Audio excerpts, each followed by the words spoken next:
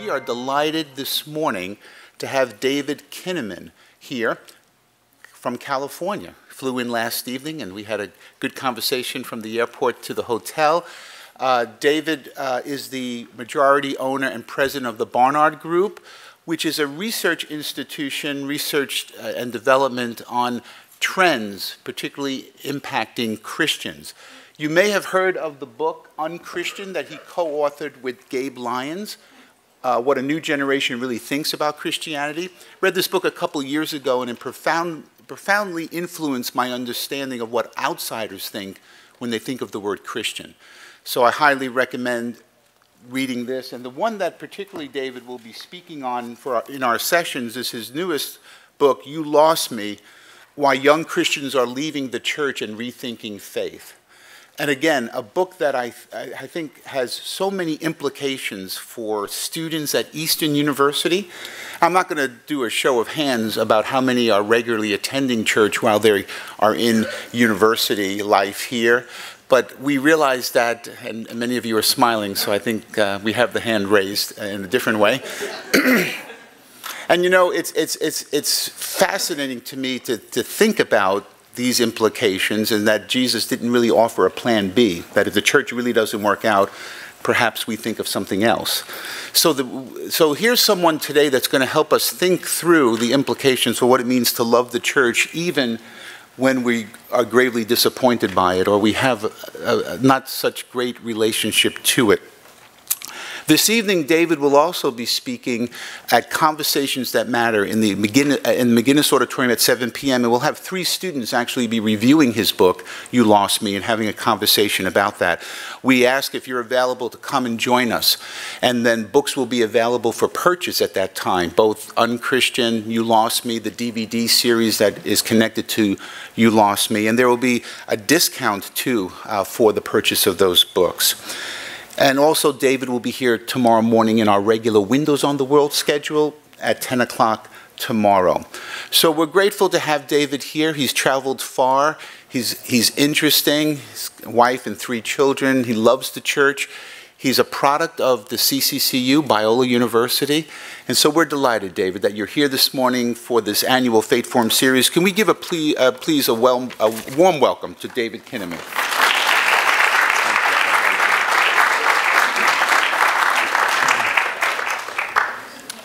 Well, good morning. Good morning. It's a pleasure to be with you. I'm from the West Coast, so I should be the sleepy one out here. So I'll say that again. Good morning, guys. Good morning. Nice to have you.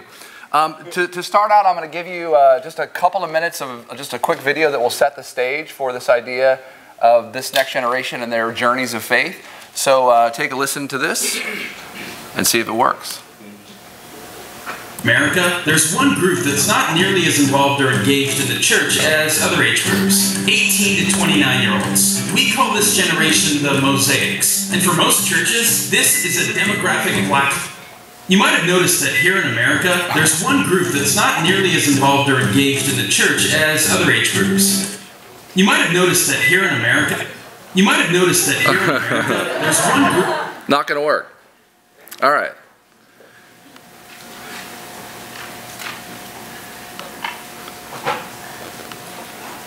I love it when technology is just so awesome. All right, well, good morning, and we're going to do this talk without the video. Maybe we'll use it later. So I've been at Barna Group for almost 18 years now. I actually was a student, as Joe mentioned, at Biola University, and read a book about research, about trends. And that actually super influenced my sort of journey because I had planned to be a pastor. My father's a pastor of a church in Phoenix, Arizona, and planned to be a pastor. And as I read this book about faith and culture, it was called Frog in the Kettle. And it was one of George Barna's, my future boss at the time. He became my boss and mentor. It was about how the church is sort of like a frog in the kettle, like this idea of being the church being in culture. And so as I read this book, I thought, man, what a fascinating possibility of actually using research and information to try to help the Christian community. And I just was an intern. Actually, it was a funny story. I called the offices to see if I could be an intern at this company. It was about 30 minutes away from Biola, and wanted to be able to work there. And his wife answered, Nancy Barna, and she's like, you know, more than an intern, why don't you come here and actually be like our field director, which means you'll like hire and train and would do data collection. So basically what happens was I came up to the offices, and I got to hire and train like high schoolers to do cold call interviewing across America. And it was like a really crappy job, right? But it was better than making sandwiches on campus, which was my previous job. And it turned out to be, you know, how God would get me into this company. And, you know, it was pretty interesting how the Lord works in you know, bringing you to a place, you know, where he wants to use you. So I've spent a lot of my time over the last number of years trying to understand 20-somethings and understand what we would describe as millennials, your generation. I'm Gen X, and so, you know, sort of connect. I'm 39 years old, but I feel like I'm something of a bridge where I'm trying to help the older generation understand what's happening with this new generation. And we're going to spend the next 40 minutes or so really trying to dig into what God is doing with your peers and with our culture. We'll use research as a sort of a lens on that. How many of you have a friend, someone that you know personally, who dropped out of church? Someone you went to high school, like youth ministry with. How many of you know somebody who's dropped out of church or dropped out of Christianity in some way? Show of hands. So like the vast majority. We're going to try to put some context to that experience and sort of their faith journeys. As Joe mentioned, these are the couple of books that we've worked on to try to help explore that. This is more than just a research, so I'll show you here. You can, if you're interested, this is sort of the work that goes into the You Lost Me book and kind of how we do the interviews, and you can kind of just page through that or sort of think through that. But for me, this is more than just trying to give you a bunch of stats today. I think you'll find that even though there'll be some numbers, it's what I do. You know, Justin Timberlake is bringing sexy back. I'm bringing nerdy back, okay? But when you think about how we do this and what we're trying to accomplish, I'm also a dad. I have 3 kids, a 13-year-old, 11-year-old, and an 8-year-old, Emily, Annika, and Zach. And I think about my son, Zach, who was in kindergarten a few years ago, and we're counting down the number of days till his last day of kindergarten. Zach, you have 5 days left, 4 days left, 3 days. Today, Zach, is your very last day ever of kindergarten. And later in the summer, on a Sunday morning, we're getting him into the van to try to take him off to church. And he's like, Dad, how many more days of church am I going to have? You know, like, and it's like, Dad, Zach, you're going to have a lot more days of church. This is a crazy little kid, and just a few stories about him. So he is a kid who, my wife was telling him that God has millions and trillions of dollars, like trying to give him a sense like God is our provider. And like without missing a beat, he's like, Mom, is that because he has sold so many Bibles? Well, kind of, yeah. Or I was just telling Dr. Sparks this morning, you know, that he loves McDonald's, but his older sister is like this sort of anti-fast food person. So she's like constantly saying like how evil McDonald's is. So the other day, literally just last week, he's eating a big quarter pounder while we're eating Chipotle burritos, and he's like, Dad, if this thing has so many chemicals in it, like why does it taste so good? And like this is, you know, it's like this little skeptical brain trying to figure this whole thing out. All right, so this is the kind of stuff that we do, where we're, you know, interviewing people across the country. We're trying to interview people in your generation. We're trying to understand, using the lens of social science research, what's happening in our culture. And you all know, just based on your experiences, the fact that there are millions of young people that are dropping out of church, and this is part of what's happening in our culture. So unChristian defines one of the trends that's happening, which is that you live now in a generation that is more skeptical of institutions and more skeptical of evangelical Christianity. And when you introduce yourself as a Christian, there's all these negative perceptions that come up. Particularly if you say, I'm a conservative Christian, I believe the Bible, I'm an evangelical. All of a sudden people are like, you're a gay hater.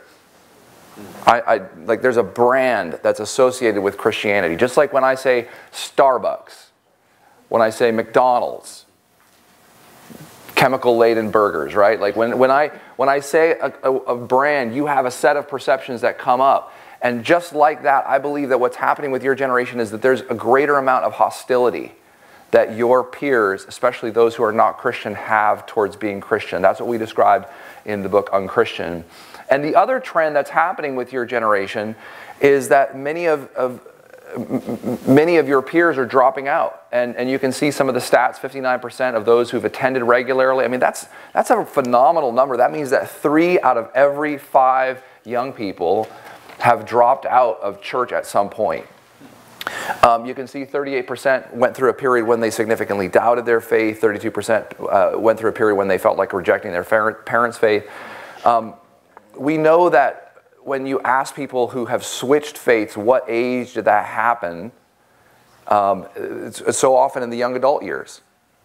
So God seems to have wired human beings with this propensity to change, or at least to come up with an identity of faith as a young adult. And you can see some of the ages that happens at. And we also know that a lot of pastors actually tell us that this is the age group that they struggle with to connect with the most.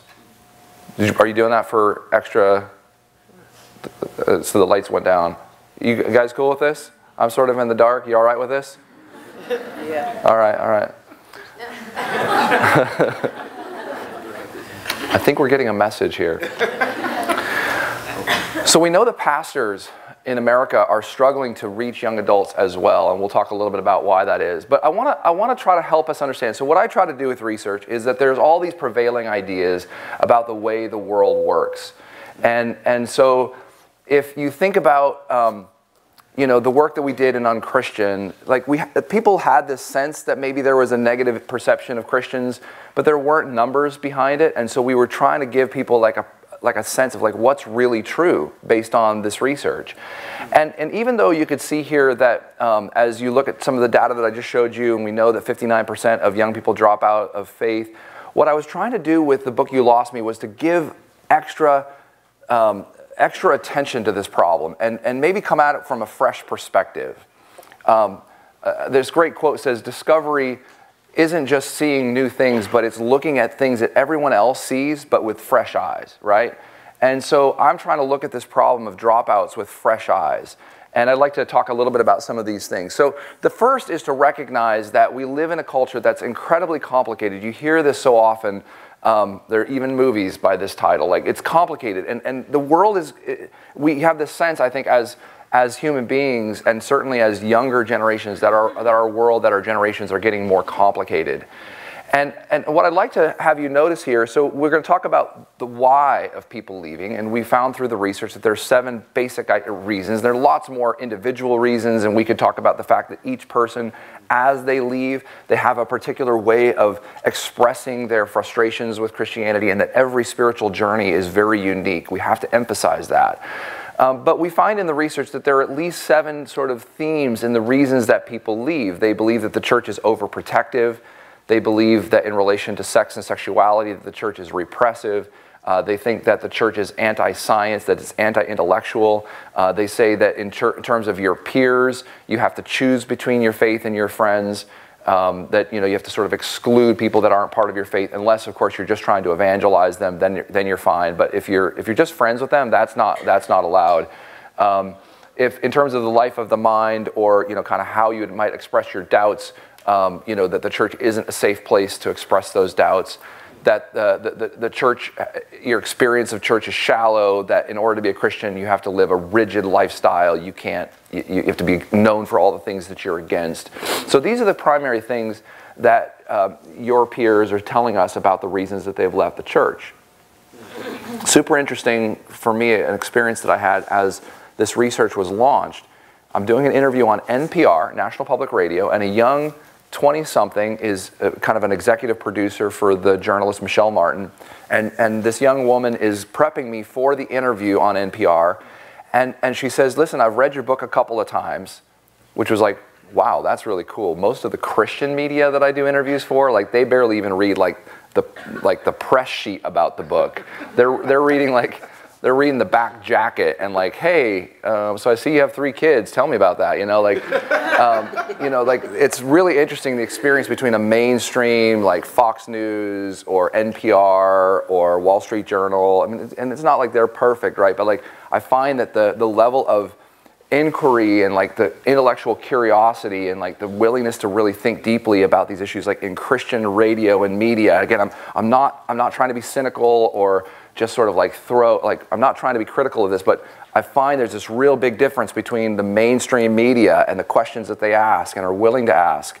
I mean, a young producer reading my book a couple times, she's doing me a favor, and she's helping her. I mean, just as she's helping her boss do a better interview, she's doing me a favor. So check out what she says.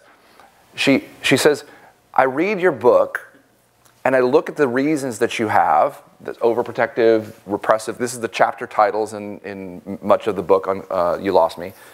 And she says, what seems to me, what you're saying is that for us younger people, that the world is more complicated, but Christianity isn't offering a way to be, to live that's deep, thoughtful, and challenging. That's her summary of the way she would look at this. So it's complicated, right? Like, that's the way we think about our world. It's complicated, and in light of that, when it comes to our culture and sexuality and science and peers and the life of the mind, and like, some of you may know this, over the last 30 years, the study of the brain and neurobiology, like, we've learned fascinating things about neuroplasticity, the fact that the brain literally can be rewired, and sort of like the world of science and what we know about our universe is just growing exponentially, and yet it feels as though to be a Christian, to many of these young believers, that you have to believe a more narrow set of things. That's what they're telling us. Now, we also looked at so this is much more than just 59% of people leave, and if you want specific numbers and data on each of those perceptions, there's more of it on our website and the book and all the rest. But what's important for you to sort of recognize here is that we're trying to give you deeper handles, better handles on our reality. So this is why people leave. The other thing that we looked at that I think is unique is that we also looked at the way people leave. Because the 59%, that's a big number, and it turns out they're not all leaving the church or their faith in the same way. And so we try to break it into 3 sort of faith journeys that might help us make sense of what's happening among our generation. So the first is that of a nomad, and these are individuals who are lost to church. This is the most common. These are individuals who say, yeah, I'm still Christian, I just don't think that the church is that important to me right now. I might come back sometime, but it's just not working for me now. They may go, once a year. And frankly, this is an interesting fact. Guess what percentage of Americans identify as Christians? What do you think? What would you imagine? Percent of Americans who say, I'm Christian. It's okay. I'm not going to, you're all like, come on, be bold. 70? 95, 98, 99. All right. A little too bold, guys. Yeah, 98? Did someone just say 98? That's awesome. Okay, it's actually about 82%. All of you who didn't really shout it out, you whispered, and now you're like, yeah, I was right. All right, so it's about 82%. We ask another question that says, have you ever made a personal commitment to Jesus Christ that's still important in your life? Guess what percentage of Americans say yes to that? 15. 15? Okay, no, it's higher than that. 69. 69% of Americans say, I've made a personal commitment to Jesus Christ that's still important in my life. This honestly, blew my mind when we saw this data. We asked a question, do you think that the resurrection of Jesus Christ literally happened, as it's described in the scriptures? Or do you think it's just sort of like a story that was meant to illustrate some sort of other spiritual principle? And 74%, 3 out of 4 Americans believe that the story of the resurrection is literally true. That's crazy. Now, here's what happens. If you add up the number of Protestants in America and the number of Catholics in America, it turns out that Catholics are about 1/4 of all Americans. People that have a Protestant background are about half of all Americans. There's a big story because Protestants finally dipped below a majority. So it's like 47% or 48% of Americans are Protestant, but still basically half, right? If we're just going to talk in broad terms. And why wouldn't these folks tell us that the central story of their faith is true? Well, they do. But what happens is there's all these other things that they believe about it Did any of you see the video that I did? Did any of you see the video for yesterday in the session, right, about my mother-in-law? Yeah. And like, she's a lifelong Christian, right? And she believes that she's coming back as a tiger. Like, we believe like crazy things about our faith. And so this is part of what's happening. It's true that in your generation, there are more spiritual nomads, but we have a nation of spiritual nomads. Most Americans have been Christian at one time in their life. They've been church-going, and they kind of think, yeah, I'm still a believer. I still believe the resurrection is true. But, you know, I may or may not actually be really a good churchgoer.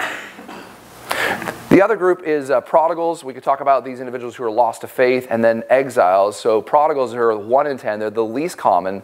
And actually what happens so often is that Christian leaders will say, you know, we're losing a generation, they're walking away from Christianity, and that's not actually true. The 59%, so when you look at this set of data here, nomads 4 in 10, prodigals 1 in 10, exiles, I'll talk about them in just a minute, but they're roughly 3 in 10. Like, the story of this generation isn't they're walking away from Christianity, right? They're walking away from the institutional church.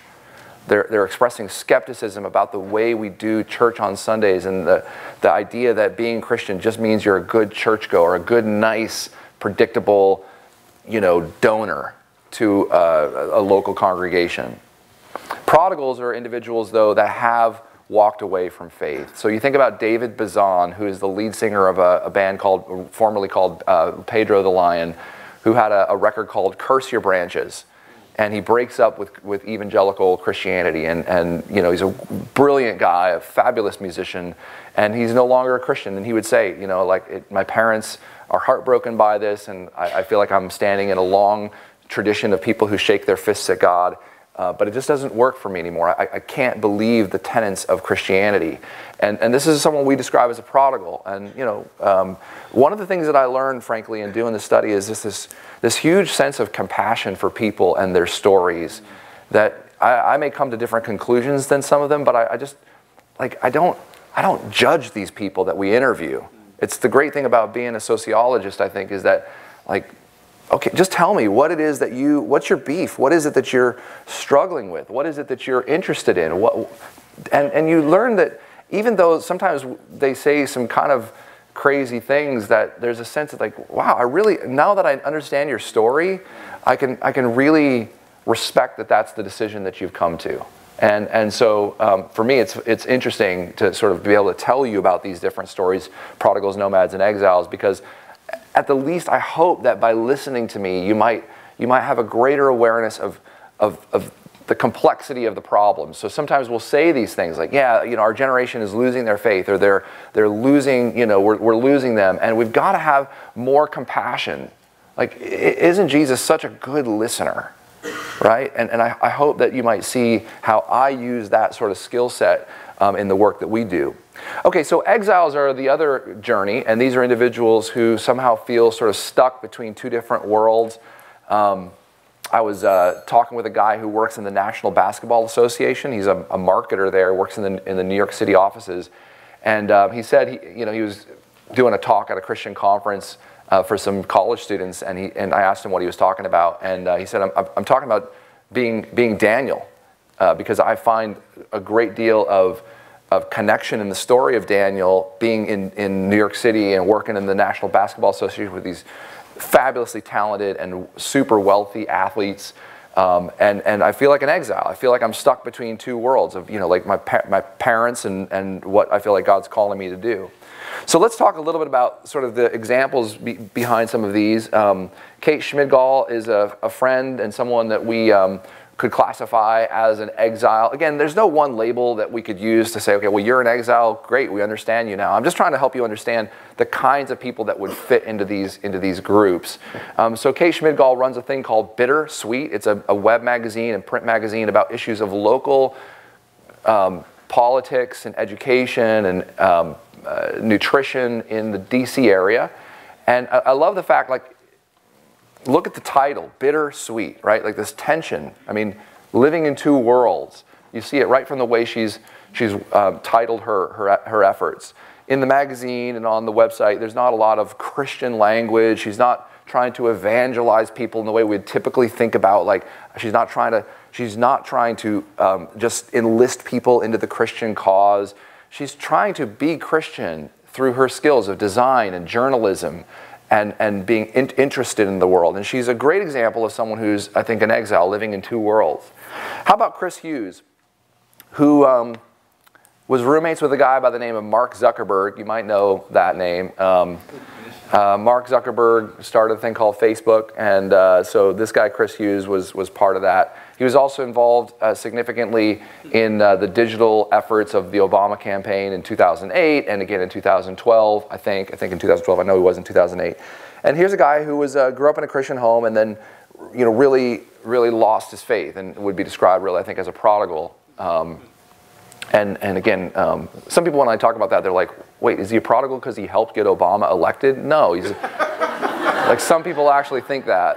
That's my point. It's not my point. The point is that here's a guy who grew up as a Christian and then came to believe that this doesn't make sense in his life, and we've lost it. How about this? You might recognize this person.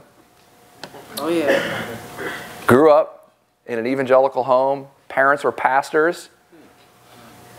Has a Christian recording contract. You can actually find web videos of Katy Perry if you search down far enough in the Google searches. It's like when you click on the E, right? It's like way down at the bottom. You can find her doing like altar calls at the state fair. So she sings, and then she's like, you know, the reason I do this is because of Jesus and all the rest. I don't know if you've seen it, but if you look at any magazines, she has Jesus or Jesus Christ tattooed right here on her wrist. And in the pages of Rolling Stone, she's talking about her theology of speaking in tongues. Ironic, right? Katy Perry talking about this. And she's saying that, you know, it's like when you don't know what to pray, like I think God actually gives you even just the words. I mean, it's amazing. Katy Perry talking about her faith in these ways. Do I think she's, I'm not even going to talk about, like, let's not judge her, right? Like, she's probably not following Jesus in the way we would imagine she ought to. But the point is, here's a person who, you lost me. She grew up in the church. She says that when she was younger, she had to eat angeled eggs, not deviled eggs. She says, when I got out of this sort of repressive environment, I was as curious as a cat. And guess what? I'm not dead yet, right? Like she's recognizing that. Remember some of the things we talked about in terms of the complexity? What are some of the words? Overprotective. Angeled eggs. You're a lot safer if you call that food angeled eggs. You know? I mean, it's a joke, right? But it illustrates a larger principle about, we think that if you get too close to culture, you're going to get polluted. And so here's Katy Perry, who I think is something of a spiritual nomad, who still says she's a Christian, but who is no longer, you know, faithful probably in the way that she could be or ought to be. And again, I actually think about these people. We've had some interactions with some of these different individuals, and like they're real human beings who have real questions. And what if Katy Perry is more like the person of Esther in the Old Testament, who, you know, when you think about the story of Esther, she's really a sex slave, right? And the complexity, it's like we've memorialized these people, and in retrospect, we see that they're heroes, but we don't realize why. Because she was a sex slave. That's what gave her entree, gave her an audience before the king. She pleased the king the most. All right, so I want to talk about the complexity of that. Now, here's what I want to spend the next couple of minutes talking about, is the fact that this generation is different. And I want to spend just a few minutes kind of describing why that is. So what I just did was to try to show you that the complexity of spiritual journeys are far more difficult for us to discern than simply, wow, 59% of young people are walking away, we're losing a generation. That's too simple of a way of describing our reality today. And what I want to do now is talk with you why I think a lot of older leaders have misunderstood what's happening in our culture, and why your generation is at the precipice of real incredible social change. One of the things that I get criticized most often is that this is basically the same thing that happened in the 1960s. that people drop out in every generation, and this is like we've seen this movie before, nothing new here. They'll come back, and guess what? They'll come back when, what? When they're older, when what? Someone said it. When they have kids. Like, this is insane, guys. Like our best church growth strategy is to have young women get pregnant. Like, that's the logical extreme of that. Like, let's just wait, because we don't really know what to do with young single people. And I don't understand that at all. You know, to me, the gospel doesn't give us an excuse to target particular demographic segments that's convenient for our church. You know, like, we'll just wait till they're married. And so I just think it's so interesting how so many baby boomers, my father's a baby boomer, a pastor, and he's hugely supportive of our work, and he's had his own little skepticism of our work, where he'll say, well, you know, you didn't live through the 60s, you know, that was a revolutionary time. I get it. You know, like, that's great, but here's where the revolution has led us. Right? This is one aspect of why your generation is so different. I mean, color television was revolutionary, right? But now we live in a world that is a proliferation of media voices and identities and points of view and perspectives and messages. Do you know that among your peers, it's estimated that they spend 7 to 10 hours per day consuming internet, movies, music, media.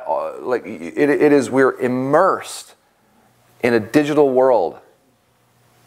You know, you got your screens and you're checking out, you're like halfway listening to me and halfway checking out Twitter, right? Like, we're immersed in a digital world that is altering our mental state. It's changing the way we think about the world.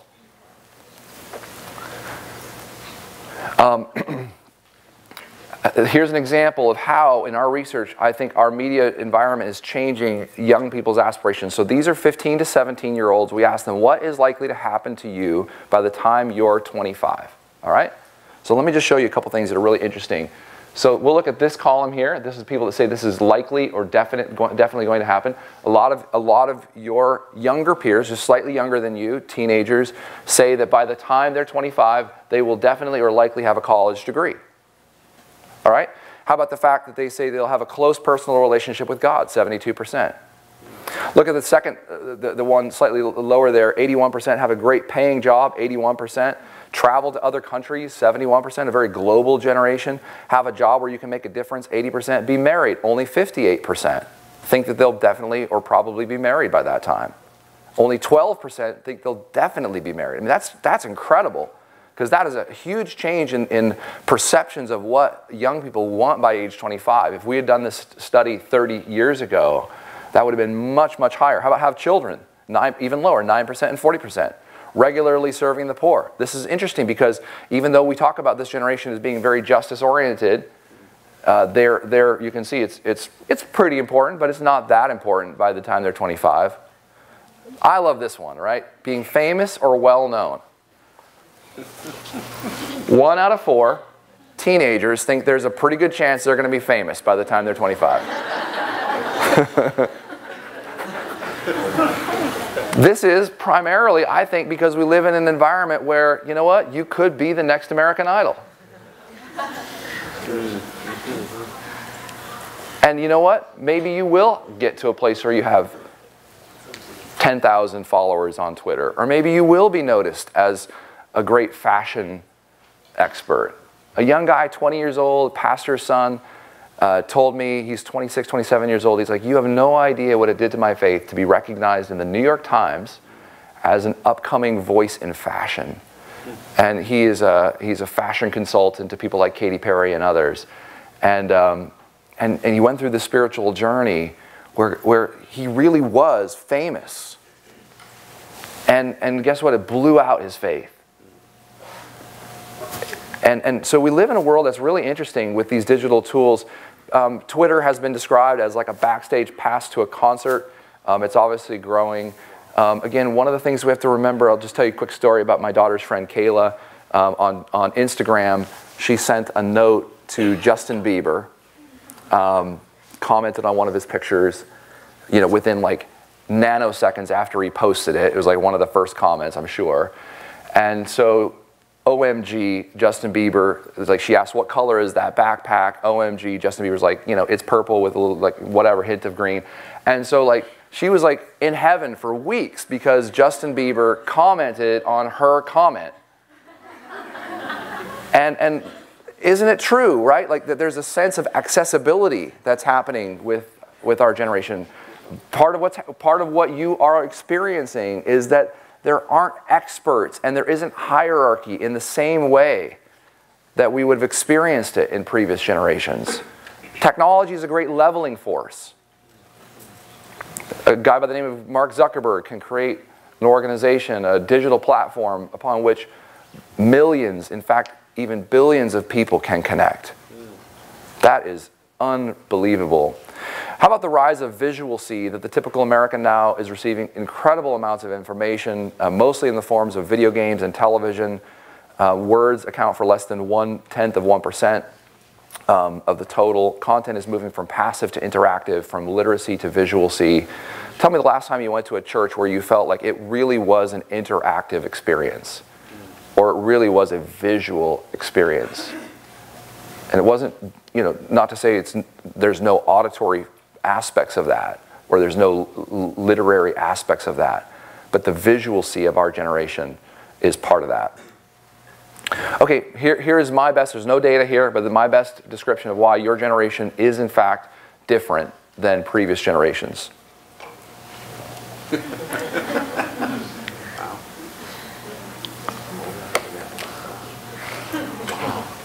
I want us just to think about the implications of what has happened in the last 15 years. When I started at Barna Group 18 years ago, and Nancy Barna talked me into that crap job, the fastest way you could get something to somebody was by fax, right? And like, you were really, really pressing your luck if you had more than 15 pages on the fax machine, because you were using up all their fax roll, you know, all their ink. And you know, like, now if I can't send a huge document within minutes of finishing it, you know, like, I'm on a plane, I don't have Wi-Fi yesterday from LA to Chicago, no Wi-Fi, and I'm like, oh, you know, like, I'm out of touch with the world, you know? What's happened? I got to get these documents out.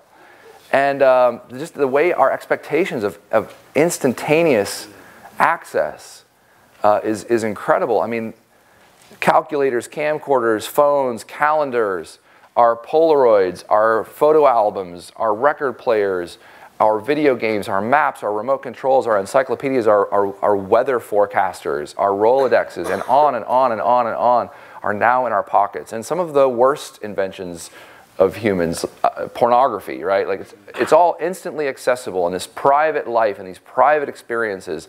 And you know, it's all in our pockets, all instantly accessible through a swipe of a finger. The fact that when Martin Luther, I said this in the video talk as well, but Martin Luther described the printing press as God's agent of grace. And he recognized that technology affected the gospel going forward.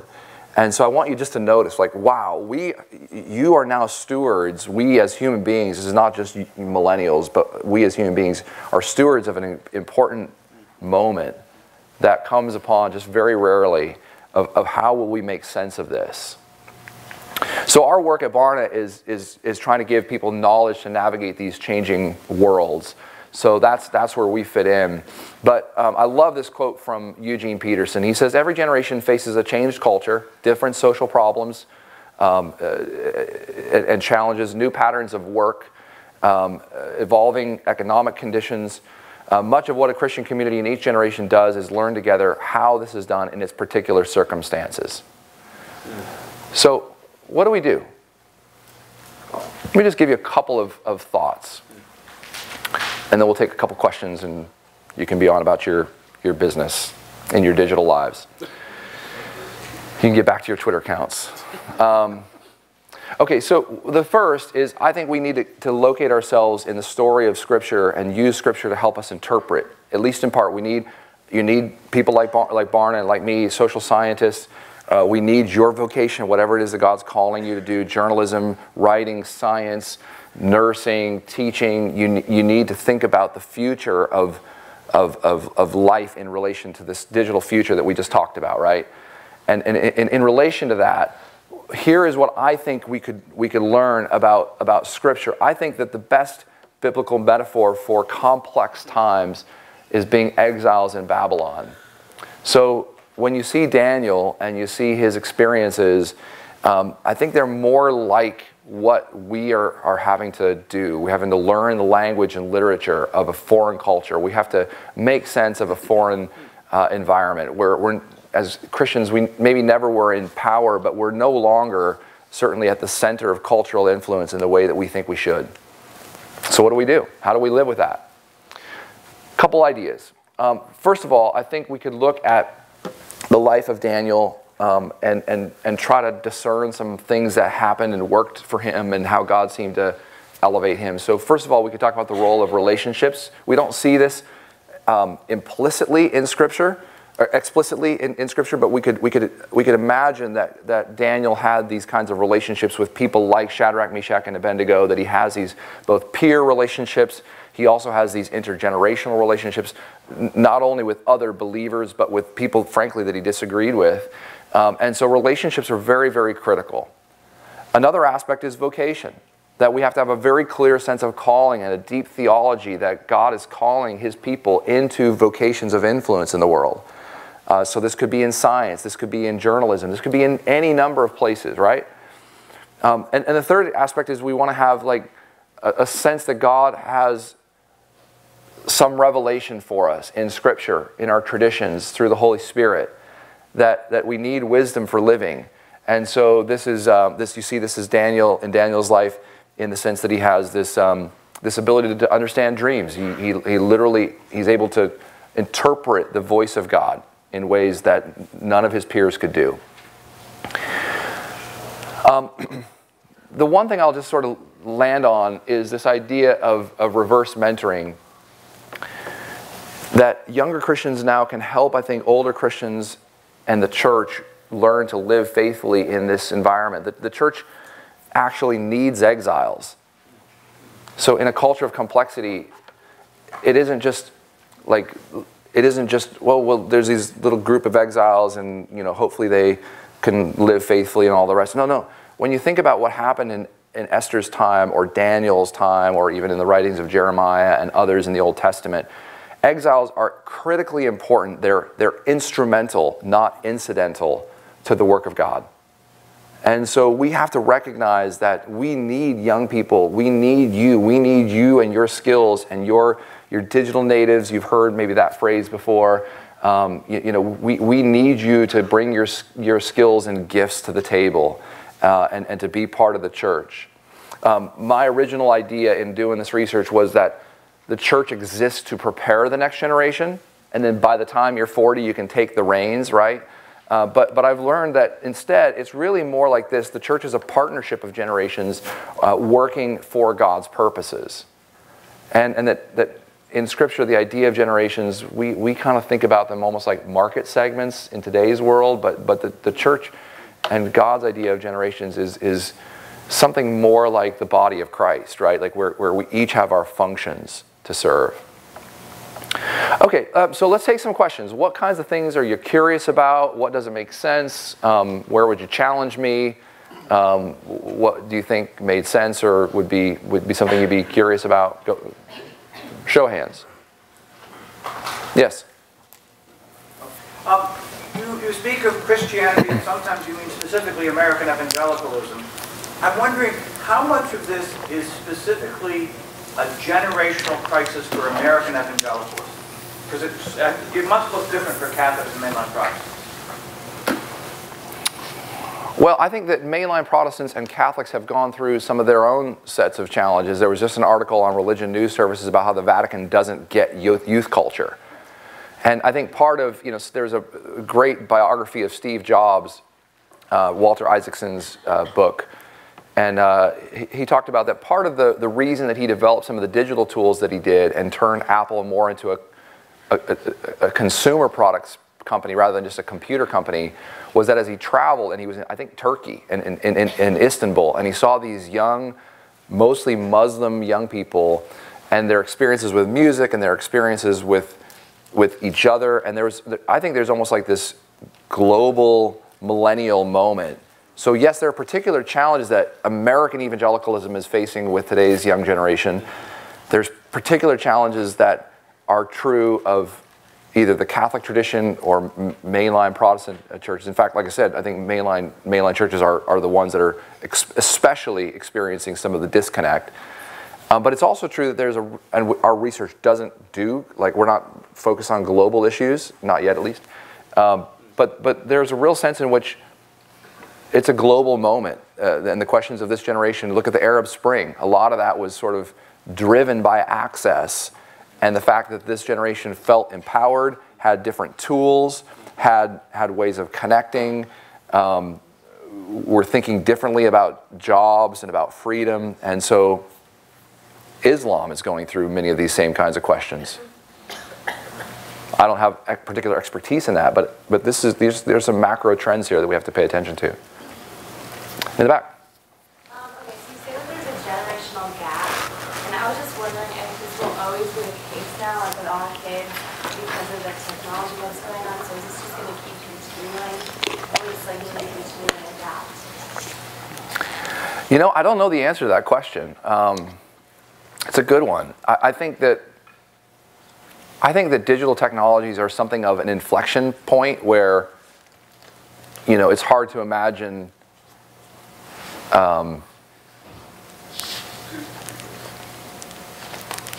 well, let me draw the line this way. I think if you were to make the point, and this is where some boomers are kind of correct about the 60s, is that if you were to say over the last 150 years, the experiences of human beings have been pretty incredible. 150 years ago and before, the idea of listening to music, the only way you could do that was by hearing someone perform music, right? And even book publishing, I mean, access to ideas has changed incredibly since the advent of the printing press. Of course, that was 500 years ago. But industrialization,